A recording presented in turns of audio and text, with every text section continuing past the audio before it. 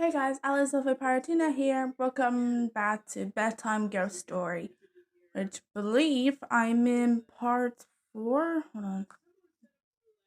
One, two, three, four. Yeah. So this one's called Something Wicked This Way Comes. Last night was the most heart-wrenching and frightening of my life. So much so that I can barely bring myself to contemplate it. But now I will have summoned it what acquired during my visit to that cursed place I once called home. A visit which herald I think that's the net word of the I don't know the I shouldn't pay more attention. The return of my childhood fears. No matter what fool thing befell me then, nothing could have prepared me for last night. After waking up to the chilling sight of that toy soldier bitten in half, I found that the window to my bedroom was slightly ajar. On closer inspection, it looked entirely as if the window has been prized open from outside. The latches were bent back, out of position, as if subjected to unrestricted, unbound brute force. From the outside looking in, I could see three indications where the unwelcome housebreaker had used some kind of tool to leverage the window unnaturally away from its latch. What's particular about those markings? What was that they seemed to cross the outside the window frame like an old uneven razor, unlike a crowbar or other implement which would have merely left a dent where it had This is Go Henry. It's been. a card and an app. It teaches Sorry guys, kids. sorry. I had no idea what happened. I accidentally exited. Okay, sorry about that. What was I? Oh yeah. Uh,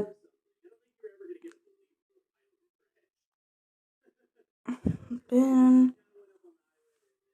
I don't forgot where I was. Unlike a crowbar or other implement which I would have merely left a dent where it had been used as a wedge, forced the window open. Nothing has been broken, and I attempted to rationalize the markings on the window as human-made, and not claw-like as they appear to be. The toy soldier returned to me so violently I could not explain. My heart sank at the very thought of it. I knew it was a message, but it seemed to me to be more a twisted joke, announcing the arrival of my childhood predator, rather than something to be puzzled over and interrupted. I spent the morning checking each room of my house and its contents. Nothing was missing. I could really hope that whatever that feed had been in the back seat of my car the previous night, that he had only wished to frighten me one last time and then be on its way. Perhaps it wished to be weakened so far from my childhood bedroom. It is so easy to any sane person to perceive themselves like a traumatic event is something more urgent, but in this instance, I could not. But that broken toy was not a mere joke, but a promise. A promise that it will return for what I did not wish to know. My thoughts naturally tumbled inwards, and back to those terrifying nights I had as a child. I was now reintroduced to the apprehension of bedtime, the longing for the day, and the anxiety of night, like an old and restless enemy. My fear grew throughout the day, festering inside of me, leading to strange and anomalous thoughts about the consequences of unwittingly bringing that thing home. Do not misunderstand me. My fear was not simply for my own safety. As a child, I believed that my nightly visitor was transfixed and consumed by wanting me, but I did not feel that my loved ones were in any danger. This, however, had changed. I did worry. This time, I did feel nothing but fear from my loved ones, because you see, I did not live alone. My girlfriend and I moved in together over 2 years ago. I have caused enough damage now that I do not wish to speak her name and to simply refer her as Mary. Mary and I had a happy existence, and in fact, we were very much in love. This coming Christmas morning, I was about going to propose to her, but that beautiful moment has been brutally taken away from me by that rancid abomination. I knew that Mary will be home that evening. She works in event and promotion, and as a result is often away from home for days at a time, traveling around the country and coordinating various and conference and explanation. I do not complain about this. She and I both know that I had a solitary character, and that the odd few days of solitude normally do me good, allowing me to dive headlong into my writing, absorbing each and every word undisturbed. Despite I've already missed her, and with the events of the past week, revealing those torturous nights, and then allowing them, to return. I have missed her far more acutely than I had ever previously done so. She arrived around at 6 p.m., and I greeted her with a smile, a warm embrace, and a passionate kiss. I tried to hide my perturbed states of mind from her, but Mary knows me better than anyone I ever met, and immediately inquired, "What's wrong?" I tripped and fumbled through my words as I explained to her that I had written a story about my childhood, and that exploring those dark and twisted memories had led me to told. Mary has an incredibly caring nature, and she immediately laid her suitcase and bags on the floor, set me down on our couch, and with her soft, gentle way, asked me to talk about the ordeal. But I couldn't. I couldn't mention this wench rich, had now found its way to our home, an invisible and just invader, which had been led there by my idiotic curiosity.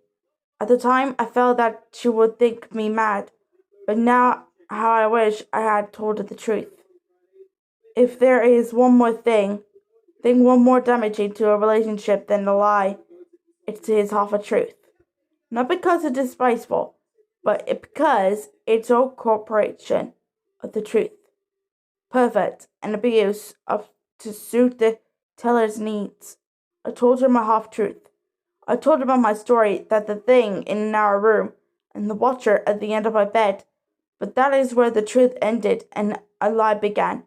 I desperately mentioned that it was because, of course, it was my imagination as a child, and naturally to talk of my experience of returning to the sins of those depraved crimes, knowing that she would see the damage in the latch and claw marks.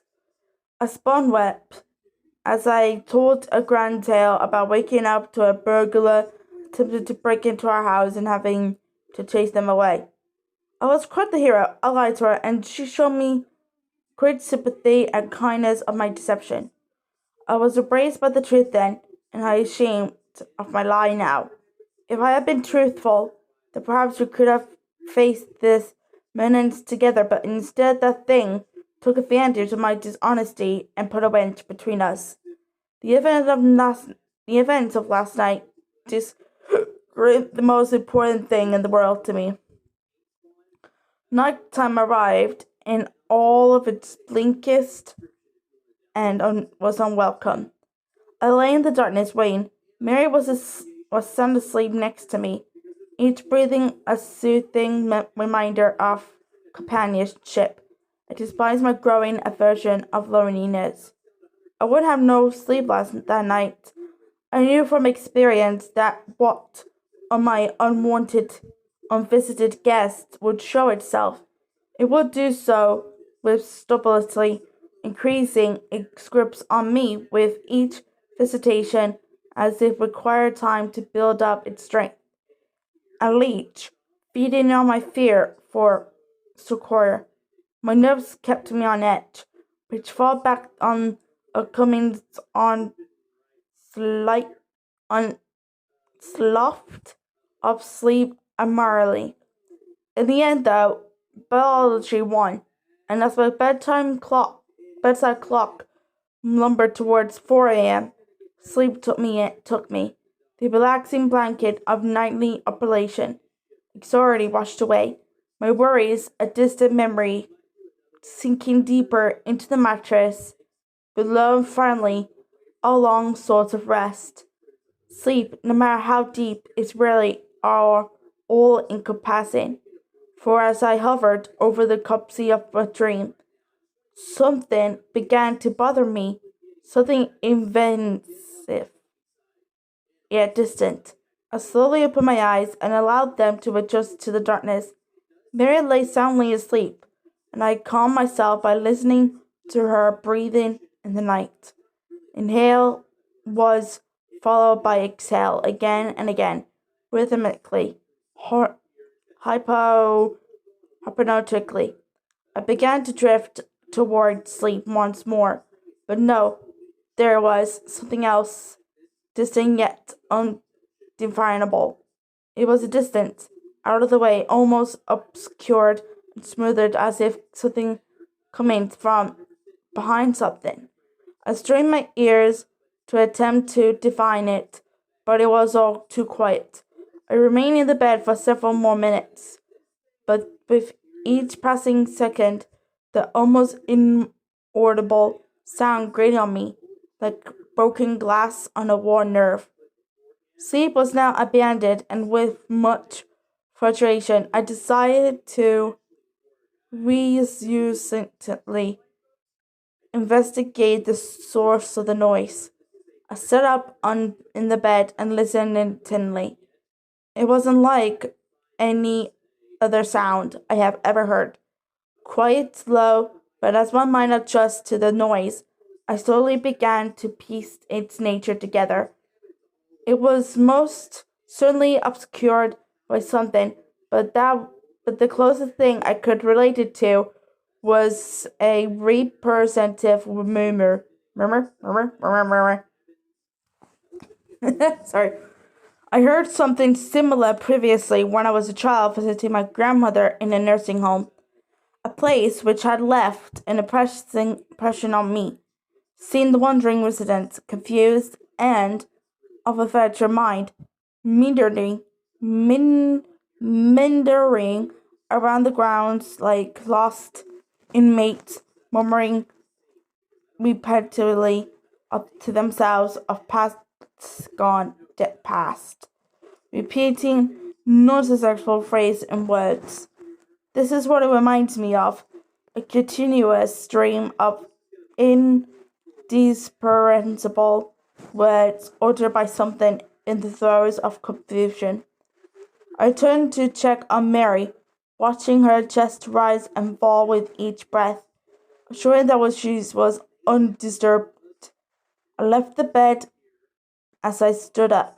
I recognized immediately that the murmuring was louder. While dark, I had left light on in the hall, as I always do, which crept under the door and allowed me to view the room in a dim but visible way. I looked around to see if anything was out of place, but the room appeared was as expected. My mind has mumbled back to that as a child in the sick room, where noises could be heard from some unseen yet ever-present menace. I took a step forward, and as I did, so the noise once again grew in volume. While I was still at a loss in deciphering the words. I could hear the character, the voice. It was old, scratched by age with a harsh, guttural undertone to it. The words were being repeated at a frantic pace and seemed anxious, yet muffled by some unknown barrier. I was frightened, but I drew strength from Mary being in the room, and with a deep breath filled in trepidation, I took another slow and silent step forward, my bare feet cushioned on the cold floor below. Again, the voice became louder. I wasn't sure if I was imagining it, but I could have sworn that it had become more intonate as I drew closer. This next step I took shook me to my very core, for as that murmuring, grumbled voice grew louder still, amongst the rapidly graveled sound of it, I heard a word which shot an icy shudder through my bones, a word to be feared. It spoke my name. Dear God, it knew my name. To me, it was as if knowing who I was somehow, endowed that thing with an unlimited reach, that I may never be rid of it, that it could kill me at any moment. Suddenly, suddenly caught my eye, a movement, occupied by a rival of clothes. I knew now whether rhythmic and trend voice originate. I knew now why it was muffled and difficult to decipher. I could now see it, only a few feet in front of me, standing behind the closed curtains. The moon was in its ascending outside, and while its glimmer could not entirely portray the chick cloth, it could barely and faintly outline the thing watching between my window and the curtains. I cannot now confine the strangest which then overcame me. My extraordinary and terror had heightened by an unusual compulsion, an untimely sense of purpose took me over. I had to see what it was. I took another step towards the curtains. They swayed slightly as if caught by a breeze, but I could not tell whether the movement had been caused by myself or the hand of that thing hiding behind a shroud of cloth. I was now close enough to hear its labored breathing, the displacement of fluid at the back of its throat, palpable with its inherent. Sorry, this was it. I was going to confront this monstrosity from my past, this tormentor of children, this coward. Raising my right hand slowly, I accidentally touched the fabric of the curtain, causing a stumble wimple which part of them momentarily. I gasped through the temporary slit. Only for a moment I saw it. My God, how can I describe what it was standing there? Even now, I closed my eyes and wished I could erase it from my memory. It shivered and shook as it continued humor, repeating some indiscernible phrase, sounding like a bizarre mixture, a numerous language. It examinate skin scratched over an unnatural frame to brittle and permanent bones, vertebrae, ribs, and other inner workings almost protruding through its paper thin, pale, languidly pink and almost bruised-looking hooks. As malnourished as it appeared, the stomach was distended in places, and its bony appearance did nothing to diminish the feeling. that it was capable of exerting itself with the brute, perverting force on any of expectant. Sickness roamed in my stomach, a taint of scents filled the air, and as it whispered in the darkness through what it sounded like broken, fractured teeth, I could not help but feel pity for this wretch, cornering in the night as his victim of a long starvation. I quickly came to my sense and realized that this thing was not to be pitied, but feared. Not to be understood, but exposed, it was shivering because it was cold. It was shaking with excitement, like a drug addict antibate with their next dose. Standing there contemplatively, what I had just seen between the curtains, I once again prepared myself to remove its shuttered, clothed protection and to reveal it for what it was, a cold-hearted, friendled, a prowler of the worst kind, a defense veteran of his own declaration.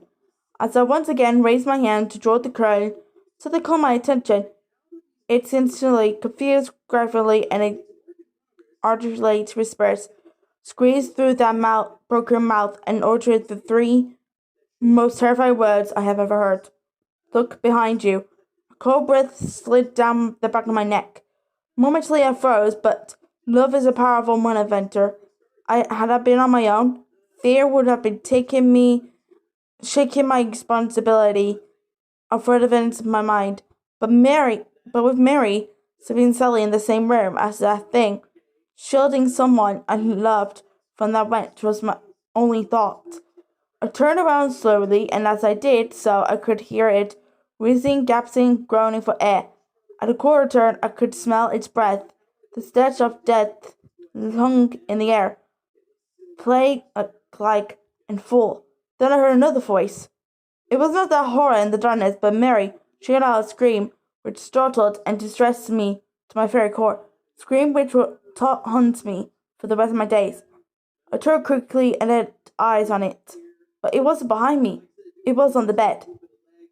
It writhed and writhed, writhing in delight, its bony spine carved with the anguish of countless years producing through a range torn piece of cloth, which hung loosely over its torso in a vain attempt to appear almost human.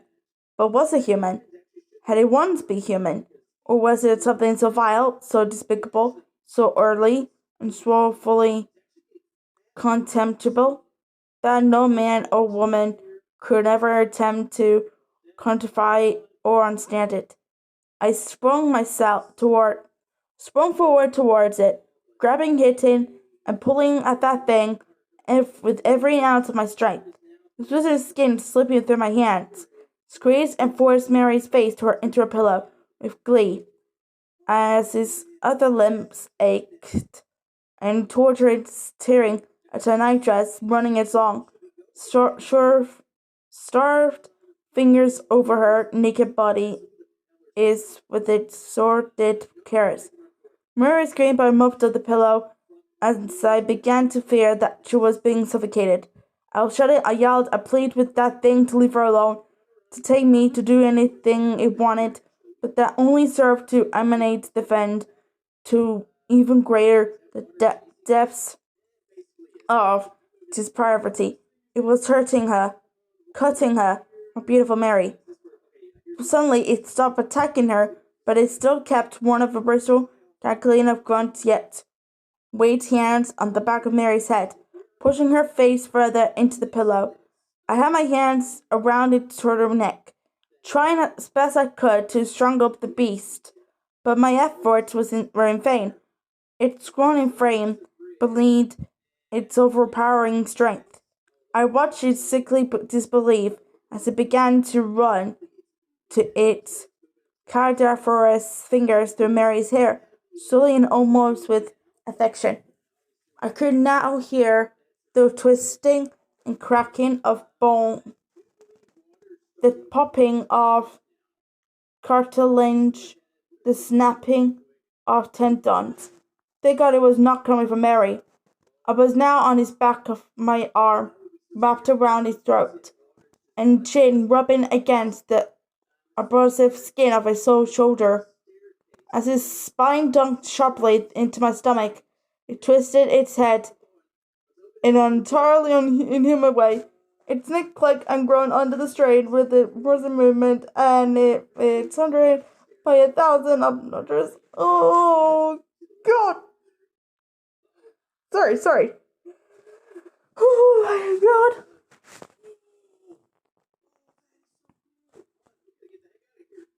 It was now looking at me. I have heard often said of some people that they cannot see the forest of the trees, but now I truly appreciate that statement. So close, so it to its back icy stare that I could not take in its surrounding features. I increased my grip. I swore, I screamed. I would have torn its throat out if I could have, but it was all in vain, and as it continued to run squirring fingers through Mary's hair, not turning while looking at me, I don't think I will ever truly recover from the sound which seeped out through what I assumed to be as extremate of a grin, a wheezing sigh, a grunt, something which sounded very close to a sinister, otherworldly laugh. As its face touched me, its eyes stared deep into me.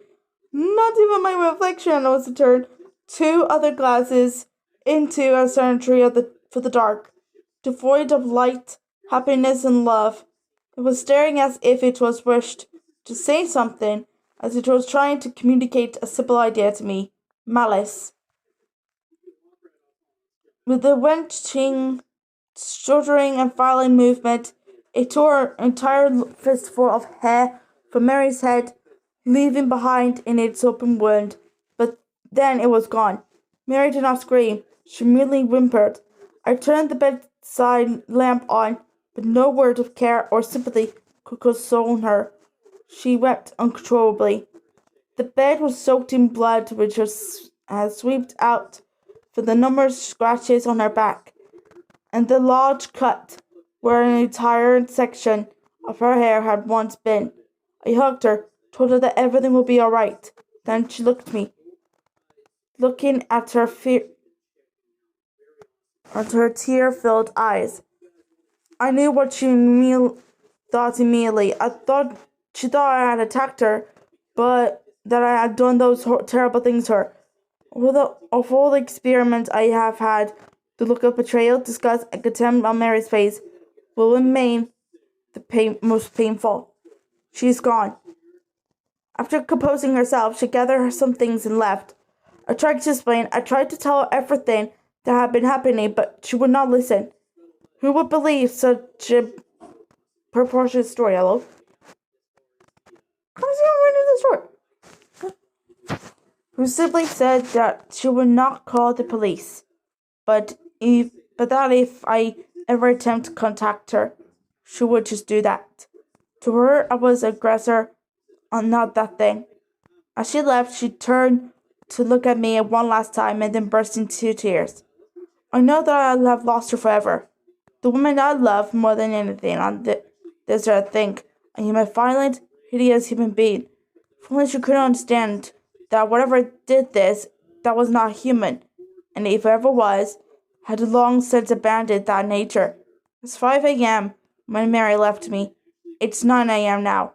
I am sitting here in the cold light of day at my kitchen table, writing this so that there is some record of what has transpired, so that people know, so that Mary knows, that whatever happens, that whatever acquires from here on in, that was a despicable creature from my childhood, from that cursed narrow room all those years ago, which rained this misery down upon me, upon us. I must now dispense with the sentiment I could easily sit here moaning the loss of my relationship with Mary, or I could allow myself to overcome with fear to do nothing.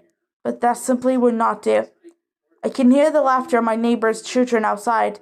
A different stage in my life. I remember that same feeling of joy and happiness for something as simple as playing with friends, climbing a tree, or kissing the woman you love, or even driving up to sleep at bedtime to dream of what could be. In the safety of a happy family home, memories, only memories. I fear I will never experience that happiness again. This thing has broken me, but I am resolute. Wherever the hideous wrench has in store, whatever it desires to do with me, I will not allow that thing to harm another person or to invade another child's life as it did not mine all those years ago. I must leave you all now, as there is much to be done before it gets dark, before it returns. My plans are made, and with any luck, they will succeed. I wish I could say we will speak again, but I think that is unlikely. I hope you understand what must be done, because tonight I'm going to kill it. Sleep tight. Okay, I think I gotta leave it here, right here on Sleep Tight. Oh man, I feel so sorry for him that Mary left him there. Oh my god, I feel so sorry.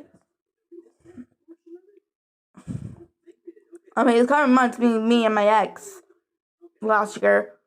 God. So, I'm gonna feel like that he's gonna kill that thing. Call Mary, that thing is gone now. I killed him. He was, that thing was from my childhood. Don't know how he got here. So sorry about it. Please come back and she'll say, I'll think about it or something like that. I have no idea.